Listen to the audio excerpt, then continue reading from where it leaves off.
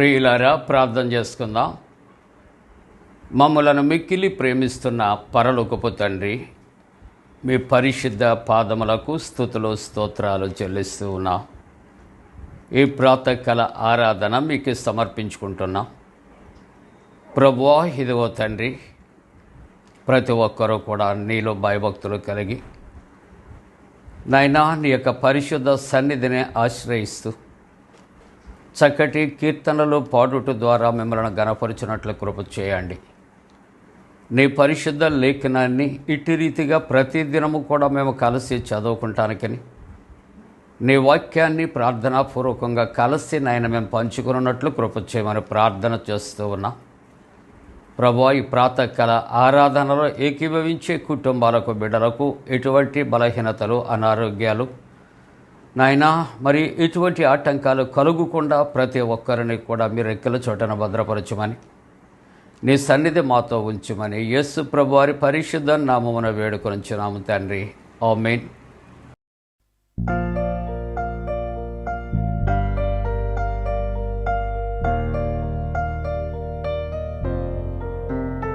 ఎత్తైన కొండపైన ఏకాంతముగా చేరి రూపాంతర అనుభవము పొంద ప్రార్థించు ప్రియుడా, ప్రార్థించు ప్రియుడా. ఎత్తైన కొండపైన క్రీస్తు యేసు వెంటను కొండపైకి ఎక్కుము. క్రీస్తు యేసు వెంటను కొండపైకి ఎక్కుము. సూర్యుని వలె ప్రకాశింపము, వస్త్రము కాంతి వలెను. సూర్యుని వలె ప్రకాశింపము, వస్త్రము కాంతి వలెను. వస్త్రము కాంతి వలెను. ఎత్తైన కొండపైన ఏకాంతముగా చేరి రూపాంతర అనుభవము పొంద ప్రార్థించు ప్రియుడా, ప్రార్థించు ప్రియుడా. పరిశుద్ధ సన్నిధిలో ప్రభువుతో మాట్లాడుము. పరిశుద్ధ సన్నిధిలో ప్రభువుతో మాట్లాడుము. ప్రభువు తిరిగి మాట్లాడు వరకు ప్రార్థించి ధ్యానించుము. ప్రభువు తిరిగి మాట్లాడు వరకు ప్రార్థించి ధ్యానించుము.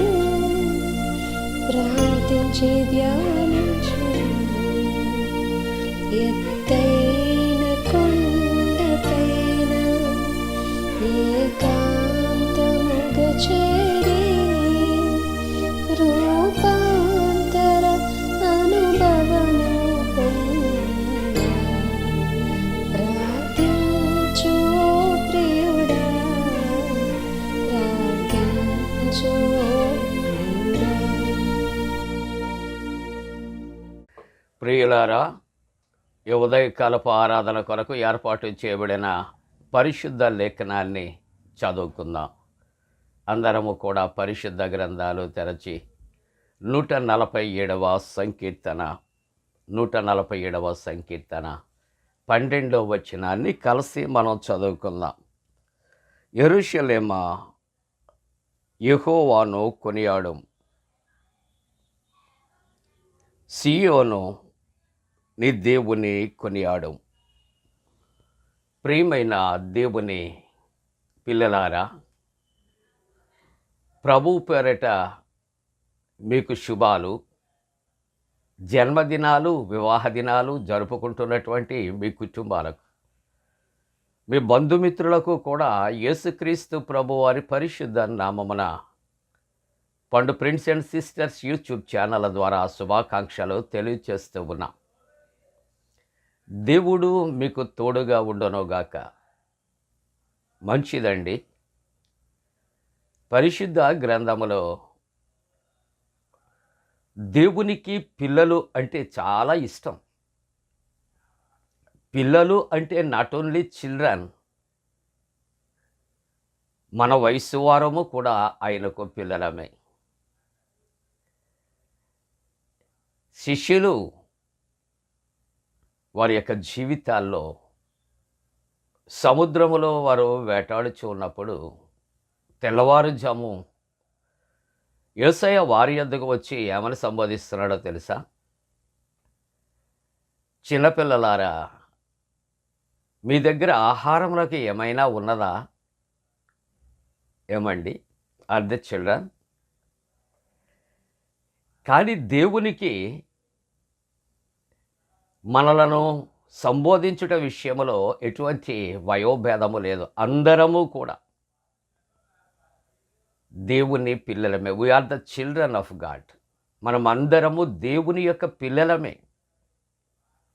కాబట్టి ప్రభు పేరట పిల్లలుగా బిడ్డలుగా ఉన్న ప్రతి కుటుంబానికి ప్రభు పేరట శుభాలు.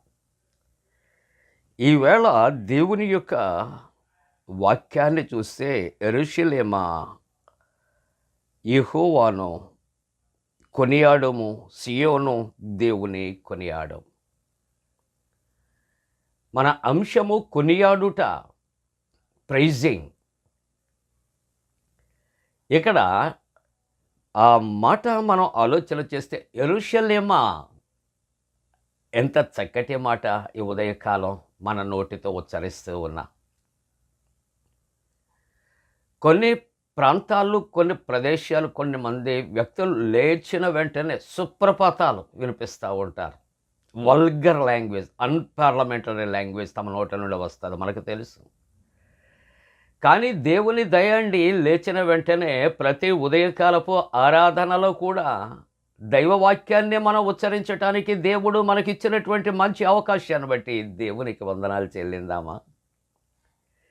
మనము లేచిన వెంటనే ఆరాధనలో పాల్గొని దైవవాక్యాలే ధ్యానం చేస్తూ ఉన్న యెరూషలేమా, ఎంత గొప్ప మాట!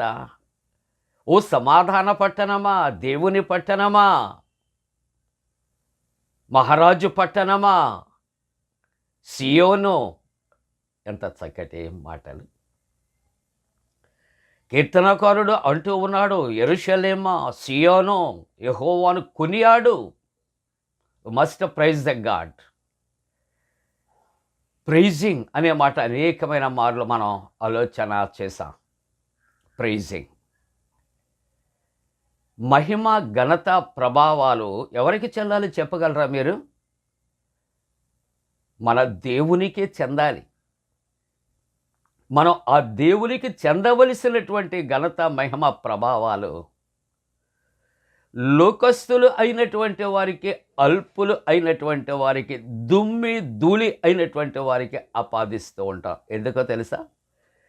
తాత్కాలికమైనటువంటి ఆనందాన్ని వారికి ఇవ్వటానికి, మనం పొందటానికి తప్ప. But there is no use to us to praise the man. మానవుని స్తుతించటానికి ఏమండి ఎటువంటి అర్హతలు మనం ప్రైజ్ చేయబడటానికి లేదు. ప్రైజెస్ అనేవి, కొనియాడబడుట అనేది దేవునికి అవి చెల్లాలి. అందుకని యెరూషలేమా, సియోను, ఇక్కడ దేవుని యొక్క వాక్యం ఉంటుంది, నీ దేవుని కొనియాడు ఓ పట్టణమా, మహారాజు పట్టణమా, సమాధాన పట్టణమా. ఎంత గొప్ప మాట ఇక్కడ సెలవిస్తున్నాడు. ద్వితీయోపదేశకాండాన్ని పరిశుద్ధ గ్రంథము తెరచి 32వ అధ్యాయం 3వ వచనాన్ని చూస్తే, మన దేవుని మహత్యమును కొనియాడుడి. ఎందుకు మనం కొనియాడాలి? ఎందుకు ప్రైజ్ చేయాలి? మన దేవుడు మహత్యము గలవాడు, మహత్యము గలవాడు, మహిమ గలవాడు. ఎంత గొప్ప దేవుడు! ఆయనలో ఉన్న మహత్యమును బట్టి, ఆయనలో ఉన్నటువంటి గొప్పతనమును బట్టి సృష్టికర్తగా ఆయన చేసిన సృష్టిని బట్టి మనం తప్పనిసరిగా కొనియాడవలసిన అవసరత. ఇర్మియా గ్రంథాన్ని 13వ అధ్యాయం 16వ వచనాన్ని మనం చూద్దాం. మీ దేవుడైన యెహోవా మహిమ గలవాడని ఆయనను కొనియాడాడు. There is certain reasons to praise the God. చాలా చాలా కారణాలు ఉన్నాయండి దేవుణ్ణి కొనియాడటానికి. దేవునిని కొనియాడటానికి మనం అనుకుంటూ ఉంటాం, ఏదైనా ఒక చిన్న పని ఎదుటి వ్యక్తికి చేసి జీవితకాలం పొగడటం లేదనేసి మనం ఏం చేస్తామంటే కోపగిస్తూ ఉంటాం, ముఖం విరుచుకుంటూ ఉంటాం, ఏవండి పలకరించకుండా ఉండిపోతూ ఉంటాం. It is the humanity.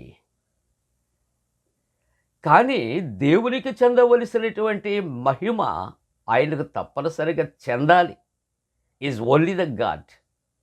ఆయన తప్ప మరి ఎవ్వరూ లేరు అంటుంది కదా దైవవాక్యము 10 ఆజ్ఞలలో.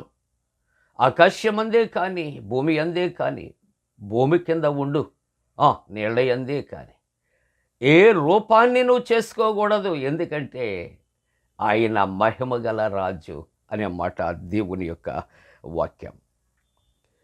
యూదా పత్రికలో 16వ వచనాన్ని మనం జాగ్రత్తగా చదివితే, వారు తమ దురాశల చెప్పున నడుచుకొనొచ్చు, లాభము నిమిత్తము మనుష్యులను కొనియాడుదురు అనే మాటకు పుట్టినట్లు అంటాడు ముఖస్థుతి. అరే పొగడకపోతే రేపు రొద్దుట నన్ను లెక్క చేయరు, నన్ను పిలవరు, నాతో మాట్లాడరు. These are the reasons. ఆ వ్యక్తికి ఎటువంటి ఆధ్యాత్మిక సంబంధమైనటువంటి జీవిత విలువలు లేకపోయినా మానవుడు దేనికి ప్రయారిటీస్ ఇస్తూ ఉన్నాడని ఆలోచన చేస్తే ముఖస్థుతి. అందుకే వాక్యం చాలా చక్కగా వివరిస్తుంది. వారు తమ దురాశల చొప్పున నడుచుకొనొచ్చు, లాభము నిమిత్తము మనుష్యులను కొనియాడుచూ ఉంటారట. ముఖస్థుతి వారు చేస్తూ దానివల్ల నీకు ఏమైనా ప్రయోజనమా అని ఉదయకాలం ఒక్కసారి ఆత్మ పరిశీలన చేసుకుందాం ప్రియులారా.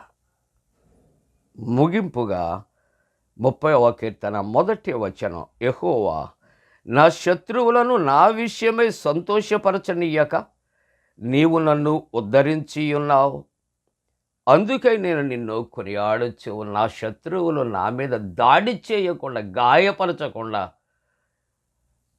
నా ప్రాణాలు దొంగిలించకుండా నువ్వు నన్ను కాపాడావు, కాబట్టి నేను నిన్ను కొనియాడొచ్చు ఉన్నాను. ఈ ఉదయకాలపు ఆరాధనలో ఉన్న ప్రియ దేవుని బిడ్డలారా, మనిషిలో వాల్యూస్ లేకపోయినా ముఖస్థుతి మాత్రం చేయొద్దు. ఉదయకాలం తీర్మానం చేసుకుందాం. చాలా ఇటువంటివి చేస్తాను. 199 ముఖస్థుతిగా మానవుడు బ్రతుకుతూ ఉంటూ ఉన్నాడు.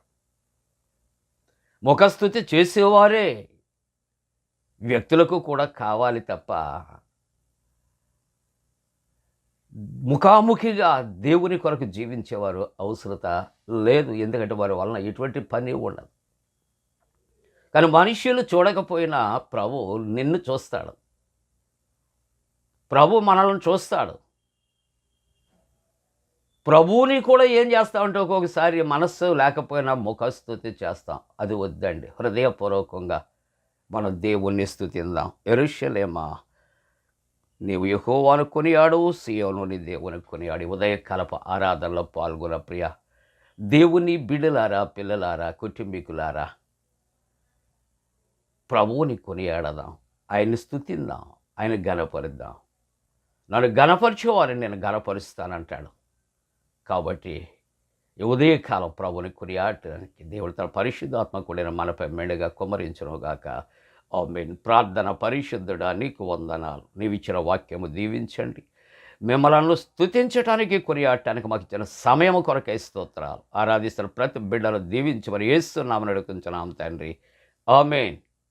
పరలోకమందున మా తండ్రి, నీ నామం పరిశుద్ధపరచబడనుగాక, నీ రాజ్యం వచ్చునుగాక, నీ చిత్తం పరలోకమందున వేర్చినట్టు భూమి అందు నెరవేరునుగాక. మా ఇందిన ఆహారం నేడు మా దయచే, మా ఎడల అపరాధం చేసిన వారిని క్షమించిన ప్రకారముల అపరాధము క్షమించము, శోధంలోని తెక కీడును తప్పించము. రాజ్యము, శక్తి, మహిమ నిరంతరము నీవే ఉన్నవి. ఆమేన్. మన పరమ తండ్రి అయిన దేవుని యొక్క ప్రేమయు, ప్రభువైన యేసుక్రీస్తు ప్రభు కృపయు, పరిశుద్ధాత్మ యొక్క అన్యోన్య సహవాసము, ప్రాతకాల ఆరాధనలో ప్రభువుని ఆరాధిస్తున్న ప్రతి కుటుంబానికి తోడుగుండి సంరక్షించి కాపాడునుగాక. ఆమేన్.